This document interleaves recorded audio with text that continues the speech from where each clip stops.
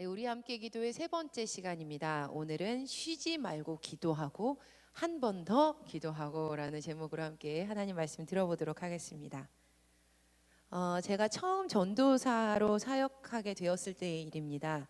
사역했던 교회에 행사가 있어서 그날 저녁 늦게까지 이렇게 남아있게 되었었는데, 이 밤중에 한 선배의 전도사님과 함께 속 깊은 대화를 나눌 수 있는 시간이 저에게 주어졌습니다. 그런데 아마도 그 전도사님께서는 살아왔던 시간 동안 아버지 때문에 굉장히 힘드셨던 모양이었어요. 그 이유는 바로 이 아버지께서 수십 년 동안 술을 끊지 못하고 계셨기 때문이었습니다. 당연히 이 일은 이 전도사님의 오랜 기도의 제목이었죠. 근데 이 전도사님께서 하루는 너무 힘이 들어서 기도도 하는데 더는 이게 해결이 되지 않으니까 이제 그냥 포기하고 그냥 기도도 하지 말자라는 생각이 마음에 들으셨다는 거예요. 그래서 아무런 응답도 하지 않으시고 또 하나님께서 대답도 하지 않으시니까 마지막으로 좀 탄식하며 기도해야 되겠다. 하나님께 가서 이렇게 탄식하면서 울부짖었어요. 그런데 하나님께서 갑자기 이렇게 전도사님에게 물으셨다는 겁니다. 사랑하는 딸아, 너는 힘들 때 어떻게 하지? 너는 기쁠 때 무엇을 하지? 이렇게 물으시더라는 거예요. 전도사님이 곰곰이 생각을 해보시다가 하나님, 기도요. 저는 기도하죠. 그래, 그렇지. 너는 늘 기도하지. 그런데 너희 아버지는 그걸 모르는 거야. 그래서 힘들 때, 슬플 때, 행복할 때, 기쁠 때 늘 술을 마시는 거야. 이 일이 있은 후에 이 전도사님의 기도의 제목이 바뀌었다고 합니다. 아버지께서 나처럼 힘들 때도 슬플 때도 행복할 때도 기쁠 때도 기도할 수 있는 주님의 아들이 되도록, 그리고 더는 낙심하지 말자라고 다짐했다고 하시는 거예요. 비록 지금은 그분과 이렇게 연락이 닿지 않아서 그 기도의 제목이 어떻게 응답되었는지는 직접 듣지 못했지만 저는 분명 하나님께서 그 기도에 응답하셨을 것이라고 믿습니다. 여러분, 우리에게도 오랜 시간 꾸준히 기도하고 있는 꾸준한 기도의 제목들이 있습니다. 가족의 구원이 이루어지기를 위해서, 아내를 위해서, 남편을 위해서, 자녀를 위해서, 관계를 위해서, 건강을 위해서, 물질을 위해서, 직장과 사업들을 위해서, 이 밖에도 하나님과 당사자만 아는 다양한 기도의 제목들이 있습니다. 그런데 여러분, 오랜 시간이 흘러도 기도의 응답이 감감무소식으로 느껴지고 그 기도의 제목들이 마치 허공을 그냥 때리는 것처럼 느껴지게 될 때, 우리는 하나님께서 기도를 듣고 계시지 않는다고 생각이 듭니다. 기도하는 일이 아무 일도 아닌 것처럼 느껴지기도 하죠. 내가 도대체 지금 무엇을 하고 있나, 더는 기도하고 싶지 않다라는 마음이 들 때도 있습니다. 하지만 성경은 우리에게 이렇게 말씀하고 계십니다. 데살로니가전서 5장 17절에 쉬지 말고 기도하라. 쉬지 말고 기도하라. 이 쉬지 말고 기도하라는 명령은 잠도 자지 말고 밥도 먹지 말고 화장실도 가지 말고 기도만 해라라는 말이 아닙니다.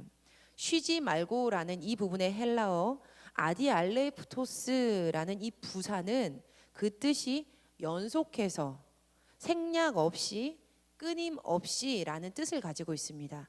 그러니까 쉬지 말고 기도하라라는 이 명령어를 직역하자면 당신은 꾸준히 기도하십시오라는 명령문입니다.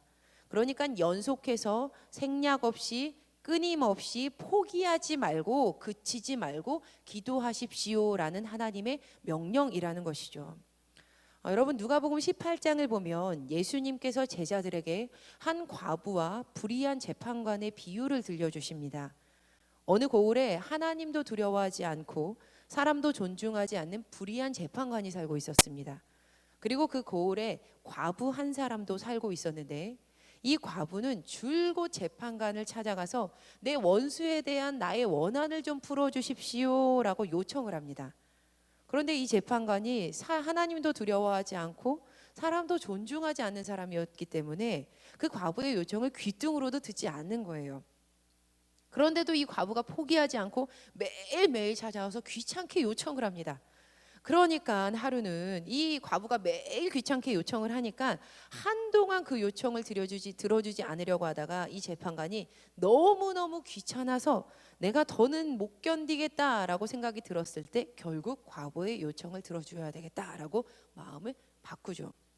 그런데 여러분, 예수님께서 제자들에게 이 비유를 들려주셨던 이유가 따로 있습니다. 그 목적이 있는데요. 그 목적은 바로 누가복음 18장 1절에 등장을 합니다. 세 번역으로 함께 읽어보시겠습니다. 시작. 예수께서 제자들에게 늘 기도하고 낙심하지 말아야 한다는 뜻으로 비유를 하나 말씀하셨다. 무슨 뜻으로 이 비유를 들려주셨다고요? 늘 기도하고 낙심하지 말아야 한다라는 뜻으로 이 비유를 들려주셨다는 거죠. 그런데 여러분, 이 비유에서 하나님께서 이 불의한 재판관과 동일하시다는 말씀은 절대 아니에요. 그러니까 하나님께서 우리의 기도를 듣다가 너무 귀찮으니까 어쩔 수 없이 기도에 응답하신다라는 해석은 완전히 틀린 해석입니다. 그러니까 도리어 하나님께서는 절대로 이 불의한 재판관과 같지 않으시다라는 말씀이죠. 하나님은 불의한 재판관과 같은 마음을 가지고 계시지 않으십니다. 하물며 이 불의한 재판관도 이렇게 응답을 하는데 어찌 우리를 사랑하고 우리를 창조하신 그 창조주 하나님께서, 우리의 보호자 되시는 그 아버지 하나님께서 어떻게 우리의 기도에 응답하지 않으시겠냐라는 예수님의 질문입니다. 누가복음 18장 7절 말씀은 이렇게 시작하고 있어요. 하물며 하나님께서 그 밤낮 부르짖는 택하신 자들의 원한을 풀어주지 아니하시겠느냐? 그들에게 오래 참으시겠느냐? 네, 그렇습니다. 하나님께서는요, 우리의 기도의 응답을 오래 미루어 두시는 그런 미적거리는 분이 아니십니다. 하나님께서는 우리의 기도에 오래 참으시면서 귀를 닫아두시는 분이 아니십니다. 할렐루야. 그런데 왜 우리는 늘 하나님께서 우리의 기도에 더디게 응답하시는 것처럼 느끼는 걸까요? 왜 하나님께서는 우리의 기도에 도대체 오래 참으시는 것 같을까라는 생각이 왜 우리에게 드는 걸까요? 여러분, 저는 이 질문에 대한 대답보다 도리어 반문을 하고 싶습니다. 저와 여러분에게 이렇게 반문하고 싶어요. 정말 우리는 간절히 기도하는 것일까? 정말 우리는 간절히 기도하는 것일까? 하나님께 기도드리면 반드시 하나님께서 들어주신다라는 선포 뒤에 하나님께서 과연 이 기도에 응답하실까?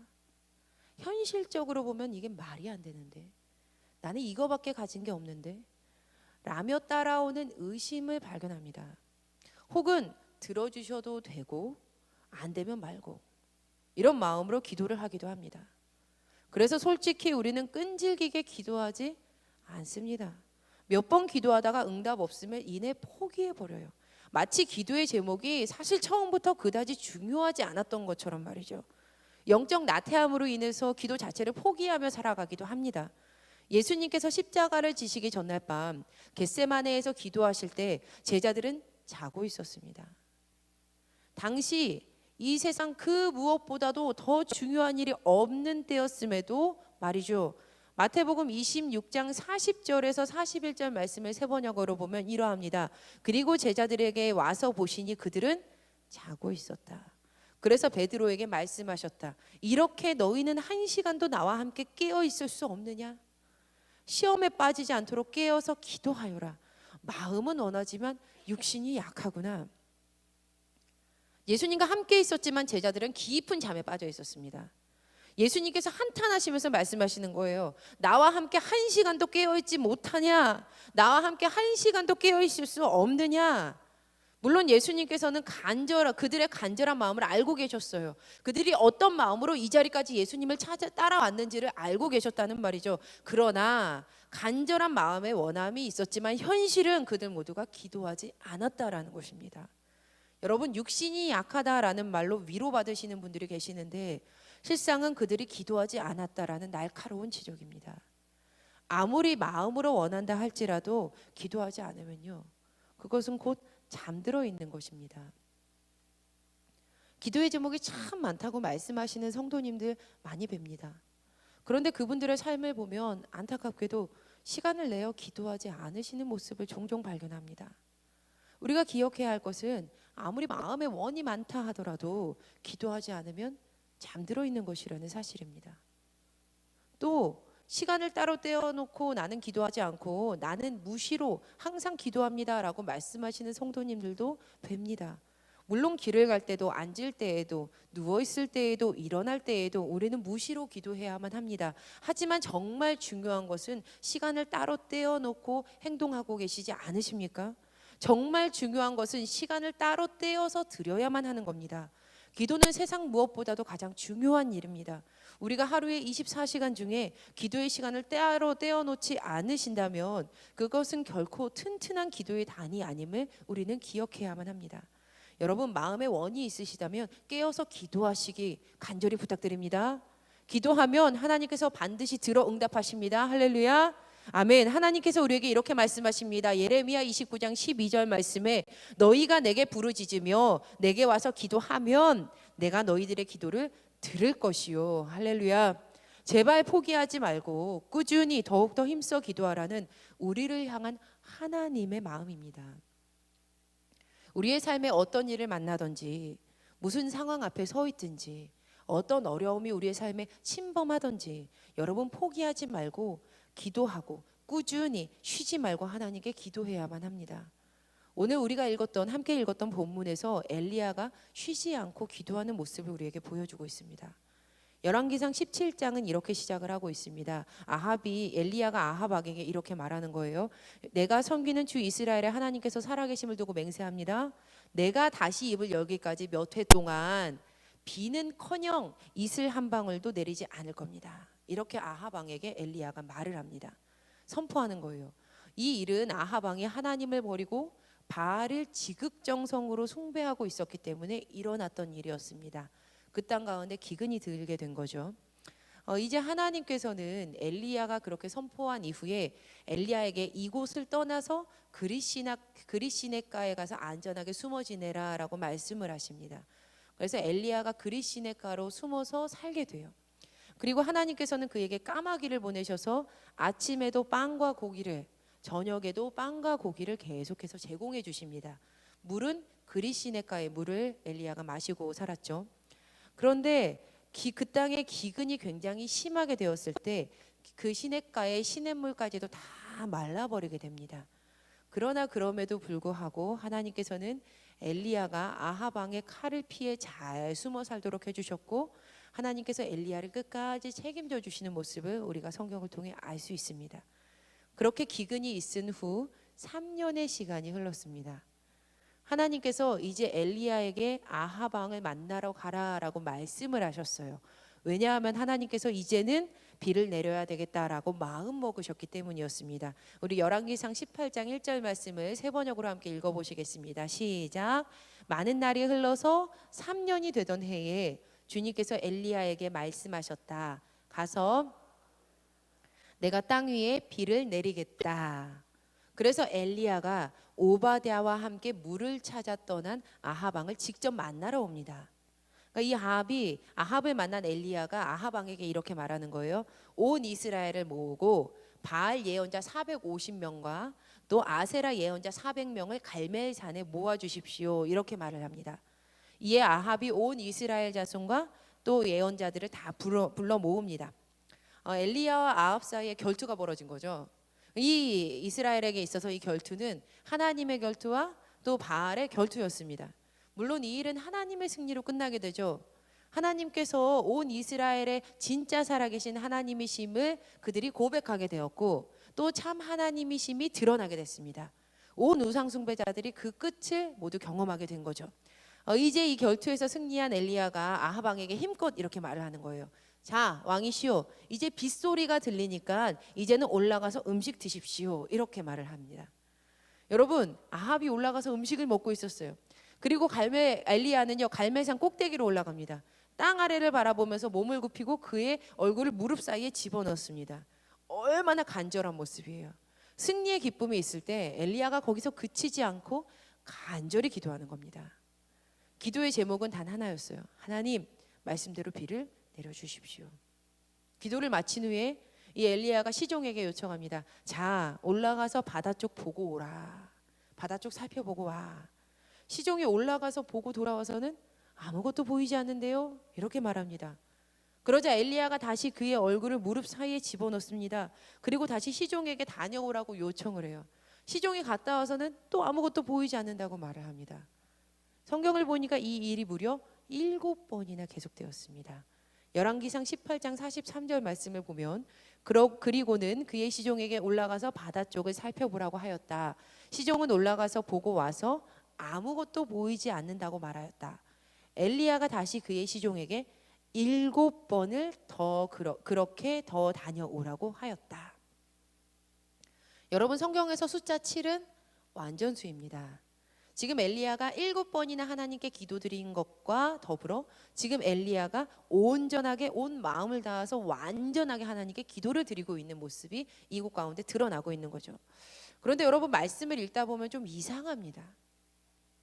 엄밀히 따져보면요, 지금 엘리야가 한 이 모든 행동들은 엘리야가 자신의 심정적으로 자신의 뜻을 따라서 한 일이 아니기 때문이에요. 분명히 먼저 하나님께서 시키셨고 하나님께서 하라고 하셨던 말씀입니다. 이 일의 시작은 열왕기상 18장 1절에서 하나님께서 먼저 말씀하신 것을 우리가 볼 수 있습니다. 많은 날이 흘러서 3년이 되던 해에 누가 먼저 말씀하십니까? 주님께서 엘리야에게 말씀하시는 겁니다. 가서 아합 만나거라. 내가 땅 위에 비를 내리겠다. 아니, 하나님께서 먼저 하시겠다고 하셨으면서, 먼저 비를 내리시겠다고 약속하셨으면서, 그래서 엘리야를 보내신 거면서 왜 엘리야가 여러 번 기도를 하는데 기도를 들어주시지 않으시는 걸까요? 솔직히 그냥 기도하지 않아도 전투 딱 끝나면 알아서 하늘에서 비가 확 내려야 더 멋있지 않습니까? 때가 되면 저절로 비가 내려야 하는 게 아니냐는 말입니다. 그런데 여러분, 기도의 응답이 지연될 때마다, 기도의 응답이 계속해서 지연될 때마다 우리는 한 번 더 기도하는 기도의 믿음이 우리에게 필요합니다. 창세기 32장에서 응답받기 전에는 결코 놓아주지 않겠다라고 끈질기게 씨름하듯 야복강 나루터에서 기도했던 야곱의 모습을 기억하실 것입니다.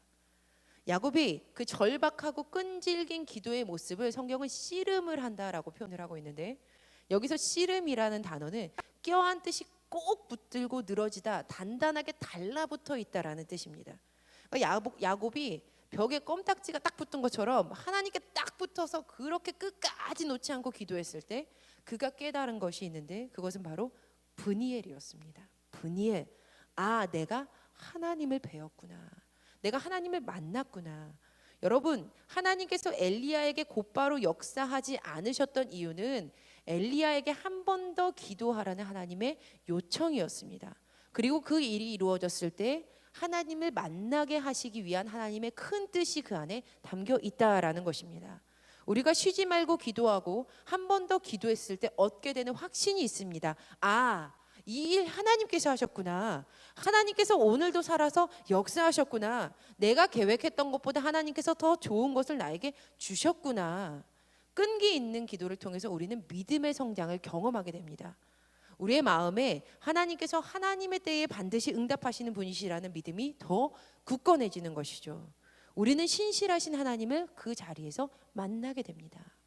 하나님께서 우리에게 한 번 더 기도할 수 있는 기회를 허락하시는 것은 우리의 믿음이 더 깊고 굳건한 우리를 더 믿음이 깊고 굳건한 신앙인으로 세우시고자 하는 하나님의 선하신 계획하심입니다. 그러니 기도 응답의 지연은요, 참 좋은 것입니다. 기도 응답의 지연은요, 참 좋은 것입니다. 드디어 엘리야의 기도가 7번째가 되었을 때, 기도가 온전히 찼을 때, 마침내 바다에서 돌아온 시종이 이렇게 말합니다. 사람의 손바닥만한 작은 구름이 바다에서부터 떠올라오고 있습니다. 그러자 엘리야가 아합에게 사람을 보내서 말합니다. 비가 와서 길이 막히기 전에 병거를 갖추고 내려가십시오. 그런데 아직 그곳에는 비가 내리고 있지 않아요. 여전히 해가 쨍쨍 내리쬐고 있는 가뭄 가운데 있습니다. 그래도 엘리야는 온전히 기도하였을 때 일어난 작은 변화를 하나님의 응답으로 받아들입니다. 우리는 우리가 원하는 그 방법대로 하나님께서 기도에 응답하실 것이라는 막연한 기대를 가지고 기도를 합니다. 엘리야가 기도했을 때 갑자기 하늘에서 큰 천둥 번개가 치고 비구름이 막 몰려와서 갑자기 하늘을 다 덮어서 온 지면을 쓸어버릴 듯한 비가 와야, 그렇게 내려야 하나님이 응답하셨다라고 생각하는 것이죠. 물론 하나님께서는 이렇게 응답하실 때도 있으십니다. 하지만 별 영향력 없어 보이는 것 같아 보이는 작은 응답을 하실 때도 있습니다. 하나님께서 작은 손바닥만한 구름을 우리에게 보여주실 때 어리석게도 우리는 기도하는 기도할 때 일어나는 그 작은 변화를 굉장히 무심하게 지나쳐 버립니다. 에게 고작 이만한 일로 기도의 응답이 오겠어? 이 사람이 이 기도에 대한 응답이라고? 이것보다는 커야지. 그래서 우리는 하나님께서 기도에 응답하지 않으셨다고 단정짓고 정작 기도 다 해놓고 기도에서 기도를 통해 역사하신 그 하나님의 응답을 뒤집어 엎어버립니다. 그러나 우리는 하나님께서 어떤 분이신지를 결단코 잊지 말아야 합니다. 열왕기상 18장 44절에 작은이라는 이 형용사는요, 히브리어로 카탄입니다. 카탄은 가장 작다는 뜻이에요. 더 작다는 뜻이에요. 최상의 작다는 뜻을 가지고 있는 것이 카탄입니다. 그런데 여러분, 이렇게 작았던 구름, 이 구름은 아주 작은 구름이었던 이 구름이라는 명사 아브에는 짙은 구름이라는 뜻이 담겨져 있습니다. 짙은 구름이라는 뜻이죠. 아주 짙다는 거예요. 하나님께서는 무에서 유를 창조하시는 창조주 하나님이십니다. 내가 보기에나 작은 손바닥 같은 구름이지 하나님 앞에서는 결단코 그렇지 않다라는 것이죠. 하나님께는 아주 짙은, 정말 짙은 구름이 바로 이 손바닥만한 구름이었다라는 것입니다. 하나님의 일하심으로 이 구름은 이제 온 이스라엘을 뒤덮어버릴 큰 비구름이 됩니다. 우리 함께 열왕기상 18장 45절에서 46절 말씀을 세 번역으로 읽어보시겠습니다. 시작. 그러는 동안에 이미 하늘은 짙은 구름으로 캄캄해지고 바람이 일더니 곧 큰 비가 퍼붓기 시작하였다. 아합은 곧 병거를 타고 이스라엘로 내려갔다.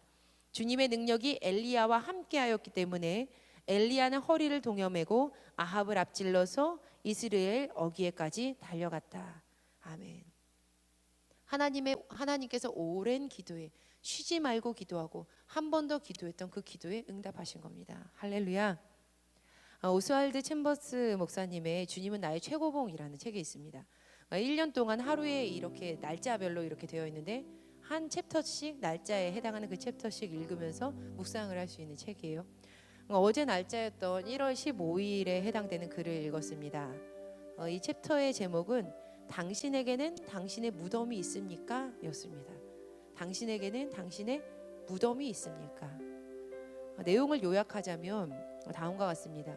그 누구도 옛사람이 죽는 무덤을 지나지 않으면 온전한 거룩의 체험에 들어가지 못합니다. 그러므로 반드시 무덤이 있어야 합니다. 이 무덤만이 부활로 이어집니다. 죽음이란 당신의 존재가 멈추는 것을 의미합니다. 우리는 묘지를 스쳐 지나가지만 죽음으로 가는 것만은 언제나 거부합니다. 죽는 것은 노력한다고 되는 것이 아닙니다. 오직 주의 죽으심과 합하여 세례를 받음으로 죽는 것입니다. 당신에게는 당신의 무덤이 있습니까? 아니면 죽은 것처럼 당신의 영혼을 속이며 거룩한 게임을 하고 있습니까? 우리에게는 반드시 옛사람이 죽는 무덤이 필요합니다. 그리고 우리의 그 신앙의 무덤이 세워지게 되었을 때 우리는 기도 응답에 있어서도 죽음을 경험하게 됩니다. 제가 은혜를 경험하고 난 후에 변화되는 부분이 한 가지 있습니다. 무엇이냐면요, 기도할 때마다 늘 제 마음 한켠에 이런 믿음을 고백하게 된다는 것입니다. 하나님께서 나의 기도대로 일하시거나 아니면 나를 바꾸시거나, 하나님께서 그대로 들어주셔도 감사하고 나의 마음과 상황과 생각을 바꾸셔도 감사하다라는 고백이 제 안에 생겨난 것이죠. 저의 생각보다 하나님의 뜻이 더 온전하기 때문입니다. 제 삶의 모든 것이 이미 하나님의 것이기 때문이죠. 부끄럽게도 항상 그렇게 고백되지는 않지만요, 하나님께서 더 온전하게 이루어 가실 것을 믿습니다. 사랑하는 여러분, 우리에게 신앙의 무덤이 있다면요, 우리가 주님 앞에서 죽었다면 우리는 그 기도의 제목 앞에 낙심할 이유가 없습니다. 우리는 쉬지 말고 기도하고 한 번 더 기도할 수 있습니다. 왜냐하면 그 7번의 기도는 우리의 신앙을 더 성장시켜 줄 것임을 우리가 하나님을 신뢰함으로 믿게 될 것이기 때문입니다. 그리고 그 모든 결과의 책임은 하나님께서 지실 것을 우리가 고백하게 될 것이기 때문입니다. 또 아주 작은 손바닥만한 구름이라 할지라도 그 구름을 하나님의 짙은 구름으로 볼 수 있는 믿음의 눈이 우리에게 생길 것이기 때문입니다.